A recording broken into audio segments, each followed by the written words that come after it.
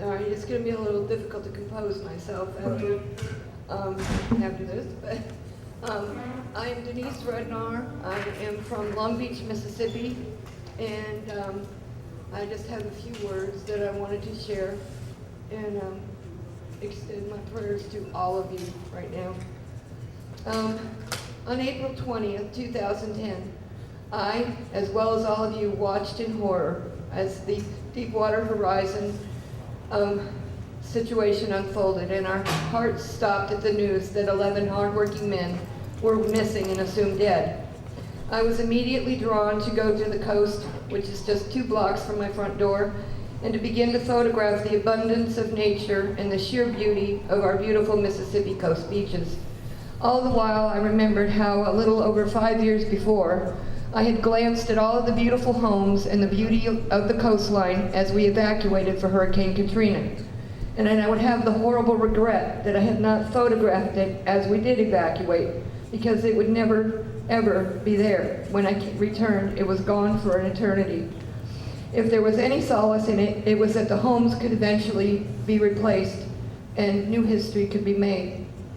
I felt in my heart that if the oil were to arrive on our beach, that the very same thing would happen, and that our pristine source of recreation and subsistence for seafood, and all of the remaining reasons that we had settled and lived here, would be decimated in totality, and that we would suffer completeness of loss of both land and sea, and that our gorgeous Gulf paradise would become a no-man's land of destruction, and that the horror would envelop everything. I envisioned our home in the entire Gulf as uninhabitable. I took my camera and I began to document the with thousands of pictures and videos, and wanting to save for posterity the memory of the beautiful coast, because it would likely be gone. The oil eventually did arrive on our beach on June 28th, and I have documented and walked the beach and continue to do so to this day. This has taken an undeniable toll on both myself and all the millions of people who reside along the Gulf Coast, both an emotional and a physical toll. The first physical impacts that I realized were extreme headaches, nausea, dizziness, blurred vision, confusion, or so-called brain fog. My short-term memory was impaired, my sinuses would immediately swell, my eyes would burn, as did the back of my throat, as if I had been maced as I approached the waterline. Soon to follow were the skin lesions, excessive dehydration, blistering of my feet if they got wet, diarrhea with mucus, lethargy, intense muscle atrophy and pain, and bleeding from the ears. It has then progressed to internal bleeding and bruising, loss of muscle mass and coordination, kidney and bladder infections, and more. The odor of chemicals as I arrive on the beach goes from petroleum-type smell, and as it was in the beginning, and it has gradually become more and more chemical in nature. I describe the smell as muriatic acid on some days, and some days it is more of a pesticide or fertilizer type smell, and still others it has a sweetness and a smell of antifreeze. I have witnessed the deaths of tens of thousands of fish, of oiled birds such as laughing gulls, herons, pelicans, ducks, cormorants, and others, and I have witnessed dead dolphins and sea turtles. I cannot help but realize that of course it is working its way up the food chain, and eventually our pets, our small children, and our elderly are next, and then will become the middle-aged and our working public, those of us. We all know that shortly after the oil arrived on the shores, the news media was virtually blacked out. Yet we witnessed some of the worst of days while that blackout was in effect. We were all convinced, and the rest of the world was led to believe that everything was under control. The oil still arrives each day, and the poisonous dispersants continue to be sprayed. I myself and others witness boats leaving the harbor each day before daylight, and we see the C-130s flying at extremely low altitudes. There are smaller planes that we consider to be the spotters and military helicopters. The sky over the Gulf is crisscrossed with chemical trails nearly every day and a chemical smell. The red and brown frothy brown foam, the tar balls are evident each day also. The trucks parked along the harbor and along the shore are marked with government logos in terms such as Department of Marine Resources, EPA, MDEQ, and hazmat and biohazard. In my daily walks along the shore, it has been at least 8 weeks or more since I have seen a living, breathing creature in the water. There are no fish, there are no hermit crabs, there are no crustaceans, only tar balls, death, and the dispersant and oil sheen. The few birds that remain are dying of starvation. Myself, my friends, and my neighbors are continuing to suffer respiratory distress, diminished lung capacity, nausea, vomiting, dehydration, neurological impairment, and this has gone on for months on end. The doctors and hospitals are weeding out anyone who might be thinking that they are suffering toxicity, which relates to the dispersants or exposure to crude oil. It seems that any admission of such by the doctor will result in them being brought up on possible legal proceedings or a rash of questions.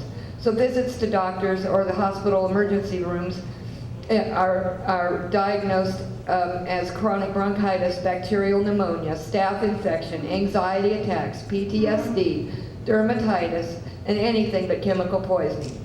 Treatment is by conventional pharmaceuticals, including round after round of antibiotics, steroids, and antidepressants.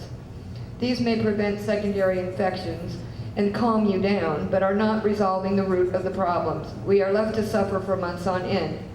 You cannot even begin to beg for chemical testing to be done by a conventional doctor. It is refused, and you are treated as though you are a crackpot and overly dramatic and imagining things. You are prescribed sedatives and doped up and told to go home, relax, forget about it, have a drink, it's past tense, and it's in your imagination.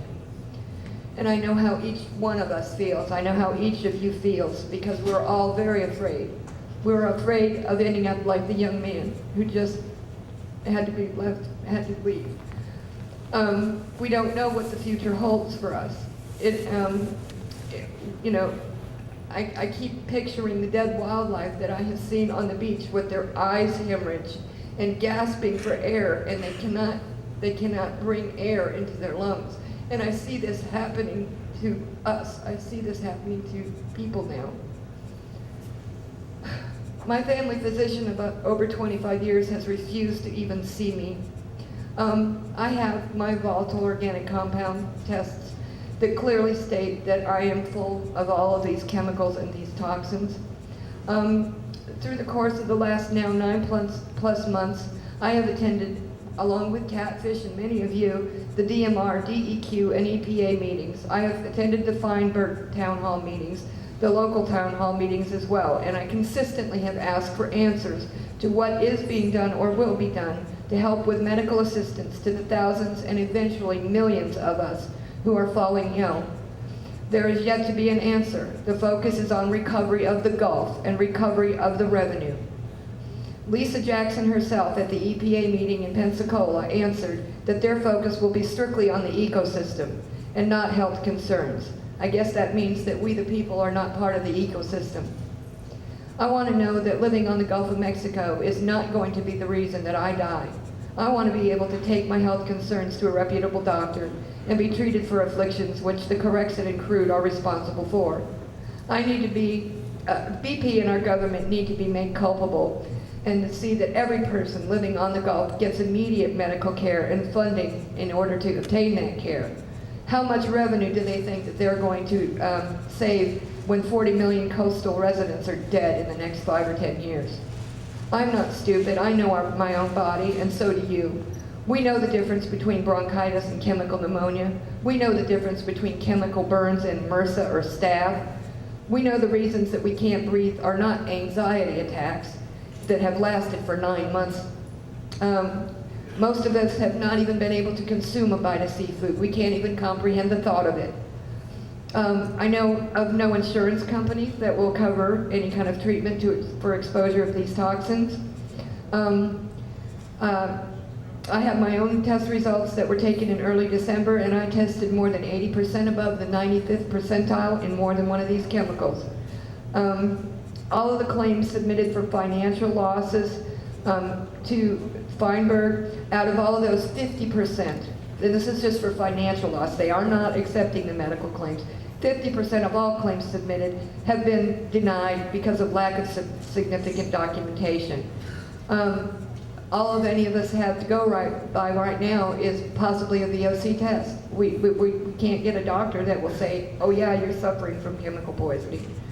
Those of us getting sicker and sicker are very, very thankful to people such as Wilma Subra, Michelle Nix, Joe Billups, and Mary Lee Orr, because without them, many of us would not have even had the ability to be tested. My Gulf Coast friends and neighbors have no one but each other to turn to at this point for emotional support, and we have all been trying to be proactive in everything that we can to maintain our health, including detox using several different means. This is an unprecedented catastrophe, and although we are grateful that there are individuals who are trying to help, in many cases it's simply insufficient, particularly when we are continuing to be exposed and sprayed with these toxins on a daily basis.